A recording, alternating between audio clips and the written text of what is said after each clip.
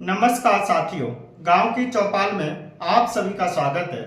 आज हम बात करेंगे मेरठ लोकसभा सीट की। मेरठ लोकसभा सीट की चर्चा काफी तेज है। चर्चा का विषय इसलिए बनी हुई है कि बीजेपी ने जो अपना प्रत्याशी उतारे हैं उनका नाम है अरुण गोविल। अरुण गोविल जो रामायण में राम का किरदार निभा चुके हैं, तो बीजेपी यहाँ जो राम के नाम पर अब तक चुनाव लड़ती रही है, तो वो चाहती है कि 2024 को भी राम के नाम पर ही लड़ा जाए। क्योंकि जो पहली जो रैली कल यानी कि पीएम मोदी ने जो की, वहां पर इस बात की चर्चा भी की कि जो रामायण के राम है उन्हें मेरठ से लोकसभा प्रत्याशी बनाया गया है। तो काफी चर्चा का ये बात विषय बनी हुई है।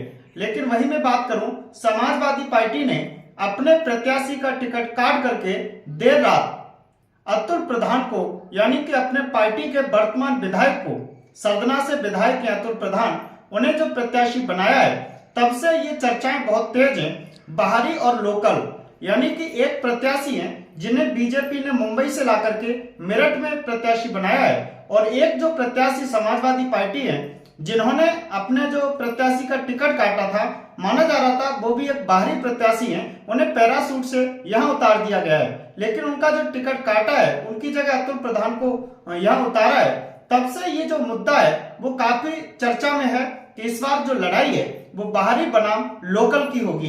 तो मैं यहाँ पर यह भी बता दूं, इस सीट का जो समीकरण है वो कैसा रहा है। यानी कि 1991 से बीजेपी यहाँ लगातार चुनाव जीतती आ रही है। यहाँ एक बार बीएसपी और एक बार कांग्रेस बीच में चुनाव जीती है, और तब से लगातार यहाँ बीजेपी का कब्जा अब तक रहा है। 2024 का जो चुनाव है वो इस बार बड़ा कड़ा चुनाव माना जा रहा है। लड़ाई बहुत दिलचस्प होती हुई नजर आ रही है। माना जाता है कि दलित और मुस्लिम जिधर एक साथ चला जाएगा वो व्यक्ति चुनाव जीत जाता है।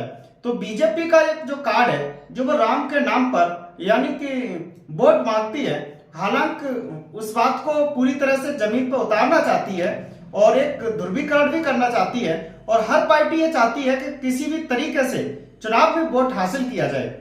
तो यही एक मुद्दा है। तो यहाँ दोनों पार्टियों के बीच एक बड़ा मुकाबला होने जा रहा है। आपने ये भी देखा होगा, समाजवादी पार्टी में माना जाता है कि संगठन के साथ यदि चुनाव लड़ा जाएगा तो यह मुकाबला कड़ा हो सकता है। यानी आपने अभी देखा होगा, कुछ दिन पहले समाजवादी पार्टी की तरफ से अतुल प्रधान की पत्नी को मेयर का चुनाव का प्रत्याशी बनाया गया था।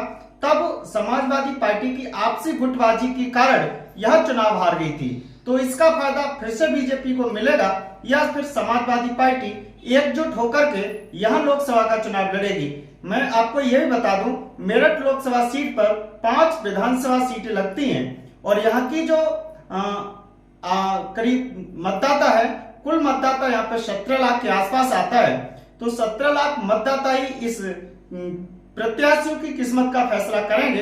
इस बार चुनाव में कौन हारेगा कौन जीतेगा। लेकिन इस बार की जो लड़ाई है अतुल प्रधान और अरुण गोविल के बीच में होने जा रही है।